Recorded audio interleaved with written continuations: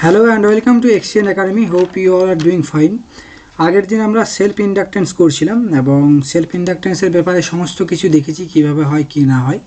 আশা করি self ইন্ডাকটেন্সের problem নেই এবং সেলফ ইন্ডাকটেন্সের উপর আজকে কয়েকটা আমরা এমসিকিউ করব, তারপর মিউচুয়াল ইন্ডাকটেন্সটা শুরু করব। ঠিক আছে, মিউচুয়াল ইন্ডাকটেন্স করাবো কমপ্লিট এবং সেলফ ইন্ডাকটেন্সের যে কয়েকটা এমসিকিউ যেগুলো আসে এবং যে ধরনের নিউমেরিক্যাল আসে সেগুলো করাবো। ঠিক আছে, দেখো কেউ যদি পেড কোর্সে অ্যাডমিশন নিতে নাও এই মোবাইল নাম্বার আমাকে ফোন করে নিও, যে ফি থাকছে সেটা 800 টাকা থাকছে। মক টেস্ট করানো হয়, মাসে 2টো মক টেস্ট নেওয়া হয়। এমসিকিউ সিরিজ থাকে, প্রতিটা টপিকে আলাদা করে যতগুলো টপিক মানে যতগুলো সিলেবাস আছে চ্যাপ্টার আছে সেগুলোতে মোটামুটি 150-200টার মতো এক একটা টপিক থেকে এক একটা চ্যাপ্টার থেকে এমসিকিউ নেওয়া হয়। সিলেবাস ওয়াইজ ডিটেল ক্লাস করানো হয়। ঠিক আছে, দেখো মিউচুয়াল কেউ যদি করতে যাও এই মোবাইল নাম্বারে আমাকে ফোন করে নিও। আগের দিন তোমাদের সেলফ ইন্ডাকটেন্স করাচ্ছিলাম। সেলফ ইন্ডাকটেন্স, আশা করি সেলফ ইন্ডাকটেন্সের প্রবলেম নেই। ঠিক, ইন্ডাকটেন্স মানে কি, দেখো ইন্ডাকটেন্স বলা হয়, যেটা ইন্ডাকটেন্স বলতে বোঝা যায় যে একটা কয়েলের প্রপার্টি যেটা সে নিজের যে কারেন্ট তৈরির কারণটাকে বাধা দিচ্ছে না, সেই যে তার ধর্মটা বা যে প্রপার্টিটা সেটাকে বলা হয় ইন্ডাকটেন্স। বাধা দেওয়া, যে বাধা দেয় কারেন্ট যখন গ্রো করছে বা ডিকে করছে, হয় ধরো কারেন্টটা গ্রো হচ্ছে বাড়ছে বা কোনো এক জায়গাতে কারেন্টটা ডাই হচ্ছে মানে কমছে। ঠিক আছে, তোমাদেরকে পুরোটাই বুঝিয়েছি, এটা ডিওয়াই না ডিআই। হয় কারেন্টটা তোমার বাড়ছে বা ডিক্রিজ হচ্ছে, ঠিক আছে, হয় ডিক্রিজ হচ্ছে বা গ্রো হচ্ছে, তখন সেটাকে বাধা দেওয়ার জন্য কে থাকে, সেটাকে বাধা দেওয়ার জন্য আইসি থাকে, যেটাকে বলা হয় induced current. Induced current growing কারেন্টটাকে অপোজ করে এবং ডাইং কারেন্টটাকে সাপোর্ট করে, এটা তোমার ইনডিউসড কারেন্ট। কিন্তু যে ধর্মটার জন্য বাধা দেয় সেই ধর্মটাকে বলা হয় ইন্ডাকটেন্স। ঠিক আছে, সেলফ ইন্ডাকটেন্স মানে নিজেই যখন নিজের ধর্মটাকে তৈরি করে, নিজের বাধা দেওয়ার ধর্মটাকে তৈরি করে, তখন তাকে বলা হয় সেলফ ইন্ডাকটেন্স। এবং মিউচুয়াল ইন্ডাকটেন্সের ক্ষেত্রে ঠিক উল্টো হয়, অর্থাৎ সেখানে আমরা দুটো কয়েল ইউজ করি, একটা কয়েল কাজ করে এবং তার ফলটা যে পাই বা তার রেজাল্টটা সেকেন্ড কয়েল লাভ করে। ঠিক আছে, মানে তোমার লোক খাটছে কিন্তু টাকা পাচ্ছে জমিদার, সেরকমই ব্যাপার আর কি। ওটা ব্যাপারটা তোমাদেরকে যখন বোঝাবো তখন ঠিক করে দেখাবো। ইনডিউসড কারেন্ট ইন্ডাকটেন্স তাহলে কি হয়ে যায়, যদি ডাইরেক্ট তোমাকে বলে যে ইন্ডাকটেন্সের সূত্রটা কি, তখন তুমি বলবে induced EMF divided by current. ঠিক আছে, এটা কিন্তু এক নম্বরে এমসিকিউ কারেন্টের কোয়েশ্চেনের মধ্যেও চলে আসে। এইভাবে তোমাকে হয়তো দিয়ে দিল যে একটা কোয়েশ্চেন দিয়ে দিতে পারে যে the induced EMF in a self inductance, হয়তো ধরো কিছু একটা ভোল্টেজ দিয়ে দিল 20 volt and the current flowing is 5 ampere, then find the inductance of the coil. এই ধরনের কোয়েশ্চেন দিয়ে দিল, তখন করতে গেলে ইউএমএফটাকে উপরে রেখে কারেন্টটাকে নিচে দিয়ে ভাগ করলে সেটাতে ইন্ডাকটেন্সটা বেরিয়ে যায়। এবং বের করার সময় খেয়াল করবে যেন তাদের ইউনিটগুলো ঠিক থাকে, কারণ এই যে তোমার এই চ্যাপ্টারটাতে ইউনিটের অনেক ঝামেলা থাকে, হেনরি, মিলি হেনরি, অ্যাম্পিয়ার, মিলি অ্যাম্পিয়ার অনেকটা প্রবলেম থাকে, সেই জন্য সেগুলো খেয়াল রেখে করবে। এমন নয় যে কোয়েশ্চেন করে দিলে অ্যান্সারও এমনভাবে দেবে যেন তাদের মিলে যায়, কিন্তু তোমার ইউনিটটার দিকে খেয়াল করবে, ইউনিটটা আগে। এবং ইউনিটটা ঠিক করার জন্য একটা তোমাদেরকে আমি মানে ট্রিক বলে দিচ্ছি, যে কোনো একটা লিখলে হয়তো তোমার কারেন্ট বেরোলো 5, তখন সেটাতে এম্পিয়ার এইভাবে লিখবে। বা ইএমএফ কিছু একটা কোয়েশ্চেনে বের করলে তখন 4 বেরোলো, মনে করো 4, সেটা তুমি এইভাবে ভোল্ট লিখলে, তাহলে কি হয় তোমার একটা অভ্যাস থেকে যায় যে লিখতে হবে আমাকে কী নাম বলে ইউনিটগুলো লিখতে হবে। ঠিক আছে, দেখো সেলফ ইন্ডাকটেন্স মানে বুঝতে পারলে যে ধর্মটা যেটার জন্য তা অপোজ করতে পারে ডাইং কারেন্ট বা ইনক্রিজিং কারেন্টটাকে, সেটাকে বলা হয় ইন্ডাকটেন্স। এবং গ্রোয়িং কারেন্টকে অপোজ করে ডাইং কারেন্টকে সাপোর্ট করে। ধরো এরপর কয়েকটা এমসিকিউ ধরনের এগুলো তো দেয়। ঠিক আছে, সেটা তোমাকে লিখে দেখো এই কোয়েশ্চেনটাতে একটা দিয়েছে, একটা সার্কিট দেওয়া আছে বা একটা কন্ডাক্টর কয়েল দেওয়া আছে, যেটা দিয়ে কারেন্ট যাচ্ছে এবং কারেন্টটা ইনক্রিজিং মানে ডিআই বাই ডিটি যেটা আছে সেটা তোমার ইনক্রিজিং, তাই তো ইনক্রিজ হচ্ছে টাইমের সাপেক্ষে। তাহলে ইনডিউসড কারেন্ট কী করবে, তাকে বাধা দেবে। এরপর কয়েলটা দিয়ে যখন যাচ্ছে, কয়েলের ইন্ডাকটেন্সটা দেওয়া আছে 2 হেনরি দেওয়া আছে, তোমাকে বের করতে বলেছে ফাইন ভিএ মাইনাস ভিভি, এই যে ভি এবং বি এই দুটো পয়েন্টের মধ্যে পটেনশিয়াল ডিফারেন্স বের করতে বলেছে এবং ইএমএফ বের করতে বলেছে। ঠিক আছে, দুটোর ক্ষেত্রে অ্যান্সার যেটা আসবে সেটা ভোল্টে আসবে, কারণ ইএমএফেরও ভোল্টে আসে এবং ভিএ মাইনাস ভিভি ভোল্টেরও ভোল্টে আসে। দেখো এটা করার জন্য দুটো ট্রিক আছে, আমি তোমাদেরকে শর্ট ট্রিকটা এবং যেটা সহজে হয় সেই জিনিসটা তোমাদেরকে বুঝিয়ে দিচ্ছি। ঠিক আছে, দেখো প্রথমত আমি ইএমএফ যদি বের করতে চাই, ইএমএফটা হয়ে যায় -L/di/dt। যখন তুমি ইএমএফ বের করবে তখন প্লাস মাইনাসের সাথে সম্পর্ক নেই, কারণ ভোল্ট যেটা আসে সেটা পজিটিভ মাইনাসের সাথে সম্পর্ক থাকে না, ঠিক আছে।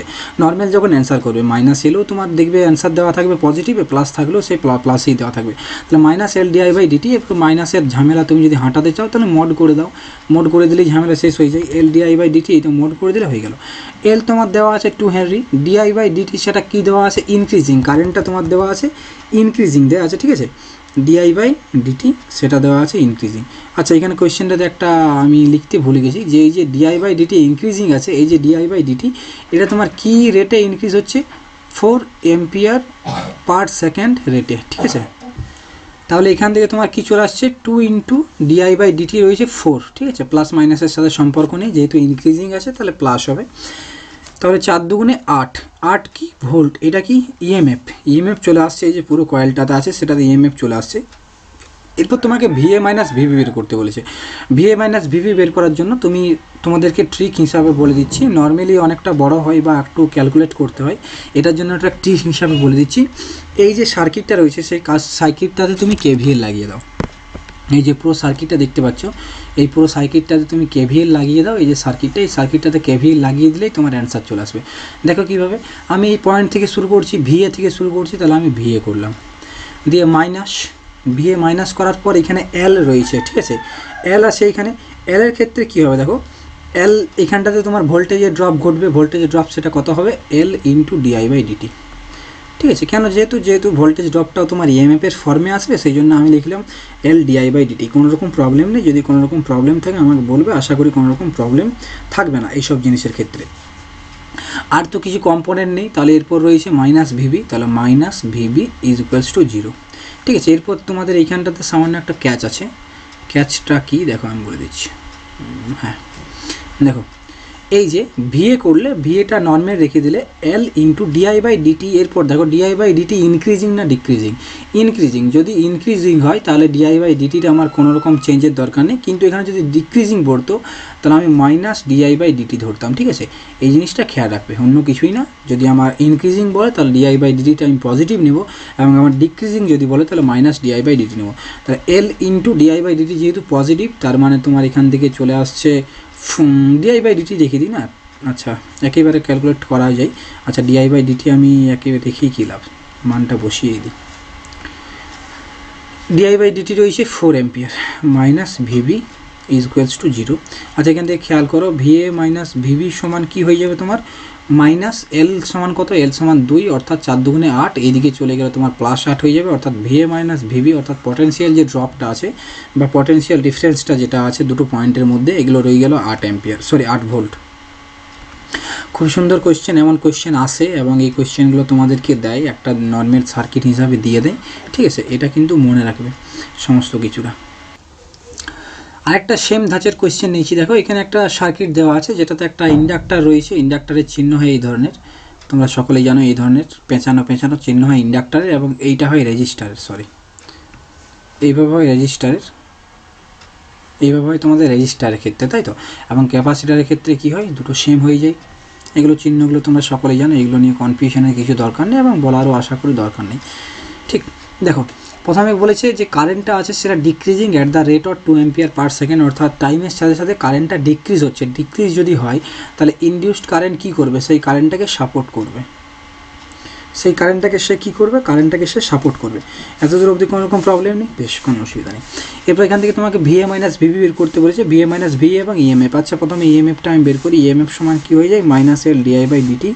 মোড যদি দিয়ে দাও তাহলে মাইনাসটার কোনো প্রবলেম থাকে না, মোড দিয়ে দিলে মাইনাসটা তুলে উঠে যায়, মানে L DI by d t. Normal L DI by d t করবে, মাইনাস মানে লেন্জের সূত্র হিসাবে যে ডাইরেকশনটা হয় সেটার জন্য করা হয়। সাধারণত জানো যে ইনডিউসড ইএমএফের যে ডাইরেকশনটা হয় ম্যাগনেটিক ফিল্ডের, সেটার ক্ষেত্রে আমার যেটা ইউজ করা হয় লেন্জের সূত্র ইউজ করা হয় ডাইরেকশন অফ ম্যাগনেটিক ফিল্ড বের করার জন্য। দেখো এল আমার কত রয়েছে 3 ইন্টু ডিআই বাই ডিটি সমান কত রয়েছে 2 এম্পিয়ার পার সেকেন্ড, এবং 2 এম্পিয়ার পার সেকেন্ড এটা যেহেতু ডিক্রিজিং আছে ইনক্রিজিং আছে কোনো প্রবলেম নেই, যেহেতু আমার ইএমএফটা পজিটিভে আসবে অর্থাৎ ভোল্ট আসবে 4 ভোল্ট আসবে, ঠিক আছে। ইএমএফ সমান হয়ে যাচ্ছে তোমার 6 ভোল্ট। এরপর এইখানে তোমার যদি কেউ মাইনাস প্লাস করতে চাও করতে পারো, না করতে চাও না করতে পারো, কোনো অসুবিধা নেই, ঠিক আছে। অপশান যখন থাকবে তখন তোমরা খেয়াল করে নেবে। যদি প্লাস মাইনাস থাকে সেখানে যদি প্লাস থাকে তাহলে মাইনাস দেবে না, মাইনাস যদি থাকে তাহলে প্লাস দেবে না। আশা করি সমস্ত আমি এতক্ষণ অবধি যতগুলো কোয়েশ্চেন দেখেছি ইএমএফের ক্ষেত্রে মাইনাসে দেয় না।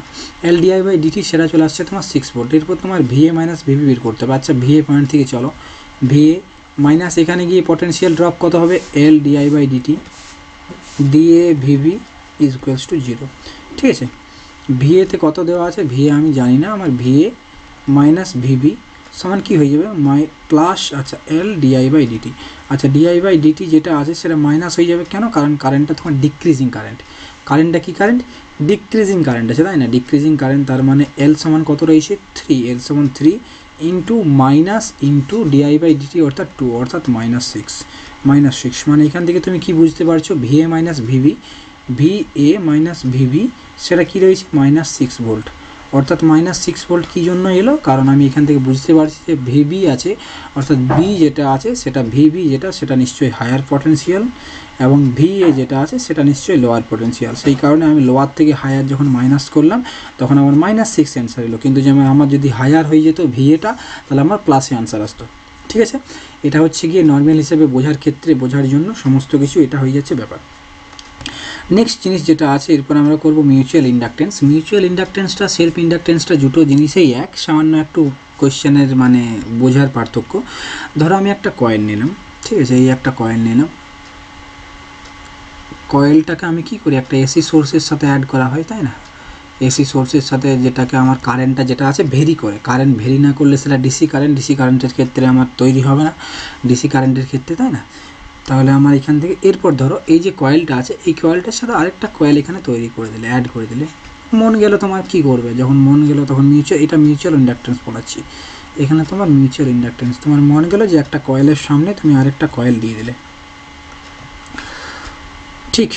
এরপর দেখো এখান দিয়ে যখন তোমার কারেন্ট যাবে নিশ্চয়ই সেটা এসি কারেন্ট যখন যাচ্ছে, কারেন্ট গেলে একটা কয়েলের মধ্যে দিয়ে যদি কারেন্ট হয় তখন সেটা কি করে, তার চারপাশে একটা ম্যাগনেটিক ফিল্ড তৈরি করে, এবং সেটা ধরো ম্যাগনেটিক ফিল্ডগুলো এইভাবে তৈরি করছে এবং ম্যাগনেটিক ফিল্ডের ফলে ম্যাগনেটিক ফিল্ড লাইন বেরোবে এবং সেই ম্যাগনেটিক ফিল্ড লাইনগুলো যদি এই যে কয়েলটা আছে এই কয়েলটা অর্থাৎ সেকেন্ড কয়েল, যেটাকে বলা হয় সেকেন্ড কয়েল এবং এটা ফার্স্ট কয়েল, প্রাইমারি এটাকে বলা হয় প্রাইমারি এবং এটাকে বলা হয় সেকেন্ডারি। ধরো তোমার যে সেকেন্ডারি আছে সেটা প্রাইমারির সামনে যদি থাকে তাহলে নিশ্চয়ই সেটাকে কাট করবেই তো যদি সামনে থাকে, এবং অতিরিক্ত যদি দূরে থাকে তাহলে তো হয়তো তোমার যে কারেন্টের ফলে যে ম্যাগনেটিক ফিল্ড লাইনগুলো বেরোচ্ছে সেটা হয়তো অত দূর অবধি পৌঁছাবে না, সেই কারণে কাট করবে না, ঠিক আছে। এই কারণে তোমার একটা বলাও যায় যে মিউচুয়াল ইন্ডাকটেন্স যেটা আছে সেটা কিন্তু ডিস্টেন্স বিটুইন টু কয়েলের উপরও ডিপেন্ড করে, বিটুইন টু কয়েল অর্থাৎ কি কয়েল রয়েছে, ডিস্টেন্স রয়েছে, তার সাথে সাথে আরেকটার উপর ডিপেন্ড করবে যেটা আছে যে মিডিয়ামের মাঝটাতে কি মিডিয়াম রাখা আছে এইখানটাতে, হ্যাঁ।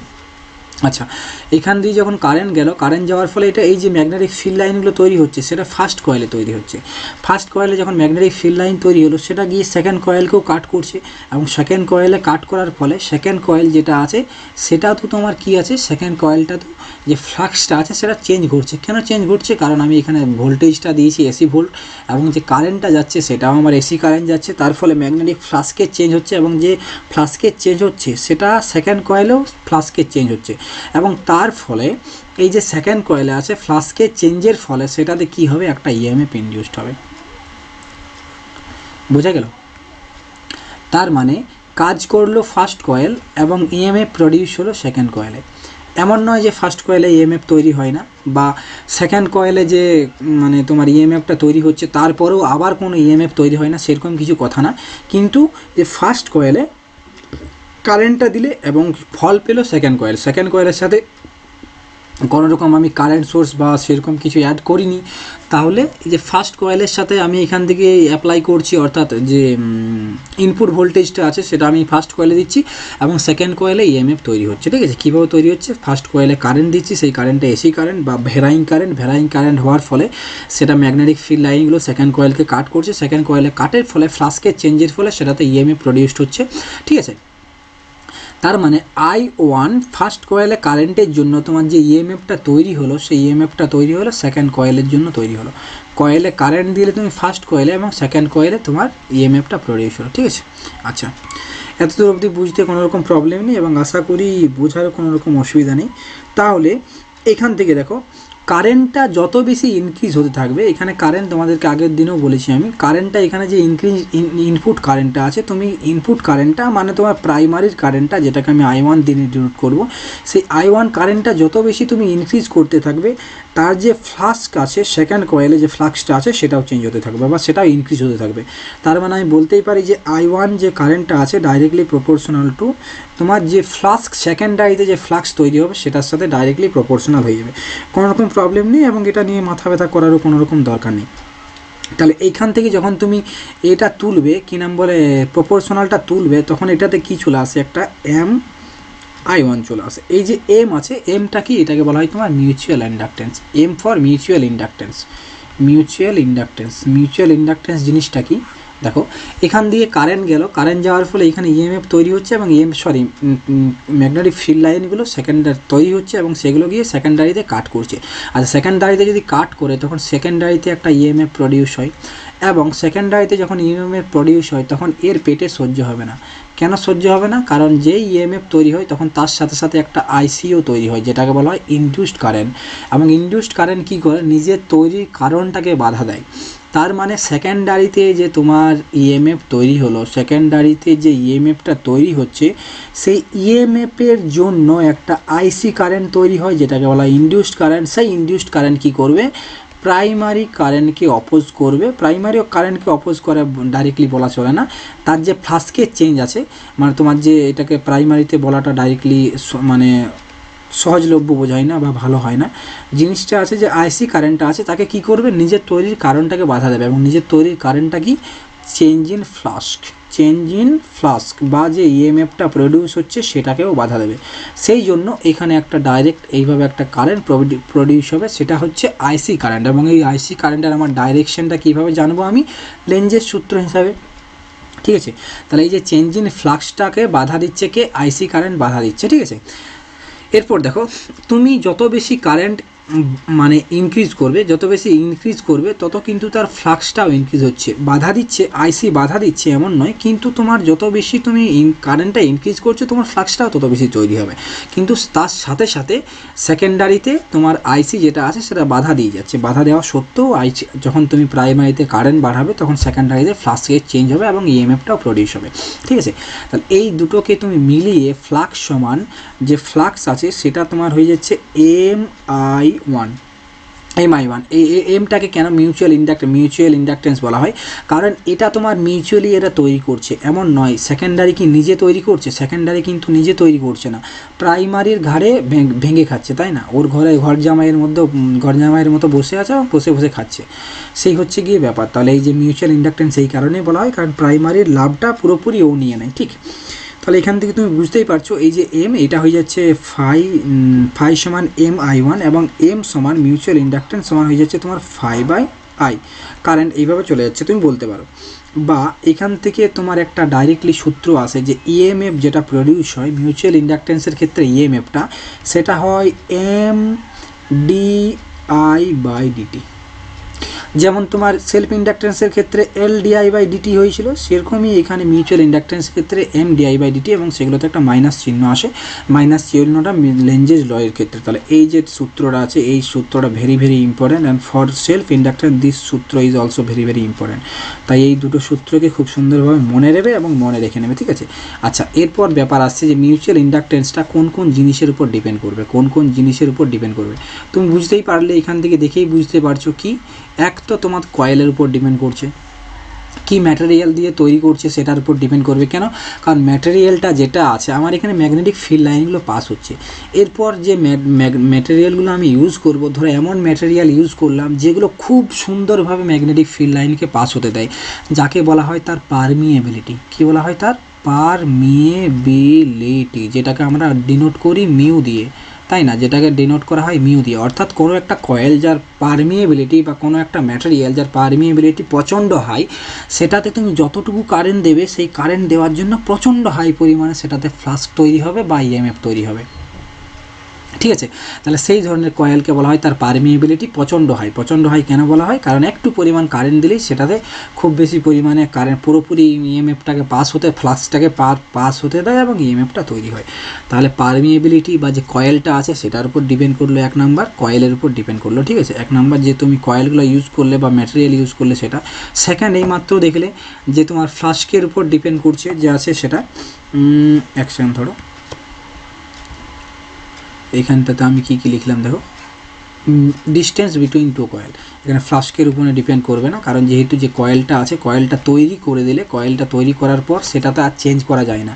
অর্থাৎ আগের দিনও যেমন বোঝাচ্ছিলাম যে তোমার এল যেটা আছে যেমন তোমার ফ্লাস্কের উপরে এবং কারেন্টের উপর যেমন ডিপেন্ড করে না, সেরকমই এক্ষেত্রেও এম যেটা আছে সেটা ফ্লাস্কের উপরে এবং কারেন্টের উপর ডিপেন্ড করবে না। কারণ সেলফ ইন্ডাকটেন্স বা মিউচুয়াল ইন্ডাকটেন্স যেটা আছে সেটা কয়েলের উপর ডিপেন্ড করে। কয়েলে তুমি একবার যেটা তৈরি করে দিলে সেটাই থাকবে, তাহলে কয়েলের উপর ডিপেন্ড করবে। মিডিয়াম দিলে সেটার উপর ডিপেন্ড করবে, এবং তোমার ব্যাপার আসছে যে ডিস্টেন্স যেটা আছে সেটার উপর ডিপেন্ড করবে, ঠিক আছে। যে তোমার ডিস্টেন্স সেটার উপরও ডিপেন্ড করছে, এই সমস্ত জিনিসের উপর ডিপেন্ড করছে। এখানে আরেকটা জিনিস মনে রাখা দরকার, মিউচুয়াল ইন্ডাকটেন্সের যখন তুমি বের করতে যাই তখন কিন্তু আরেকটা সূত্র হয় K into L1 into L2। এখানে L1 কি, ফার্স্ট কয়েল যেটা আছে ফার্স্ট কয়েলের ইন্ডাকটেন্স, L2 যেটা আছে সেটা সেকেন্ড কয়েলের ইন্ডাকটেন্স, ঠিক আছে। অর্থাৎ সেকেন্ডারি কয়েলের ইন্ডাকটেন্স, সেটা প্রাইমারি কয়েলের inductance. K for coefficient of coupling. Coefficient of coupling মানে যে তোমার কাপেলটা তৈরি হচ্ছে, মানে প্রাইমারি এবং সেকেন্ডারির মধ্যে কত বেশি পাস হতে পারছে সেইটাকে বলা হয় কোফিশিয়েন্ট অফ কাপলিং। কত বেশি ম্যাগনেটিক ফিল্ড লাইন পাস হতে পারছে সেটাকে বলা হয় কোফিশিয়েন্ট অফ কাপলিং, ঠিক আছে। এই যে কোফিশিয়েন্ট অফ কাপলিং যেটা আছে সেটার ভ্যালুটা 0 থেকে 1-এর মধ্যে পড়ে, অর্থাৎ 0 থেকে 1-এর মধ্যে, এবং 1 যেটা আছে সেটা ম্যাক্সিমাম, এবং সেটাকে বলা হয় আইডিয়াল পজিশন। আইডিয়াল পজিশনে মানে যার কোফিশিয়েন্ট অফ কাপলিং 1, তার ক্ষেত্রে এম সমান কী হয়ে যাবে, √L1 L2, এবং এটা যে K সমান 1, এটা আইডিয়াল পজিশনে হয়, নর্মালি হয় না। আইডিয়াল পজিশনে মানে তোমার প্রাইমারির সমস্ত ম্যাগনেটিক ফিল্ড লাইন যদি সেকেন্ডারিতে গিয়ে কাটে তখনই তো তার কোফিশিয়েন্ট অফ কাপলিংটা ম্যাক্সিমাম হয়ে যাবে বা K সমান 1 হয়ে যাবে। তাহলে M সমান √L1 L2, এটাও একটা খুব সুন্দর সূত্র, কিন্তু সেখানে একটা K ইউজ করবে, কিন্তু K সমান যদি 1 হয় তখন সেটা হয়ে যাবে L1 ইন্টু L2। তোমাকে ডাইরেক্টলি কোয়েশ্চেনে দেওয়া থাকবে যে coefficient of coupling of the mutual inductance is K and the inductance of primary coil is 4 and inductance of secondary coil is 9, then find the mutual inductance between two coil। এই ধরনের দেওয়া থাকবে, ঠিক আছে।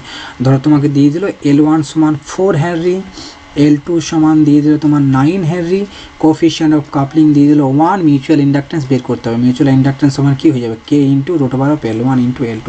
যেহেতু K সমান 1 তার মানে √4 ইন্টু 9 অর্থাৎ 6 হেনরি হয়ে যাবে মিউচুয়াল অফ ইন্ডাকটেন্স, ঠিক আছে। আশা করি যে ক্লাসটা হলো সেটা বুঝতে পারলে এবং ঠিকঠাক করে বুঝতেও পেরেছো, ঠিকঠাক করে দেখে নেবে। কেউ যদি পেড কোর্সে করতে যাও, ভর্তি হতে যাও, 6294463369 এই মোবাইল নাম্বারে আমাকে ফোন করে নিও, ঠিক আছে। ওকে দেন, থ্যাংক ইউ।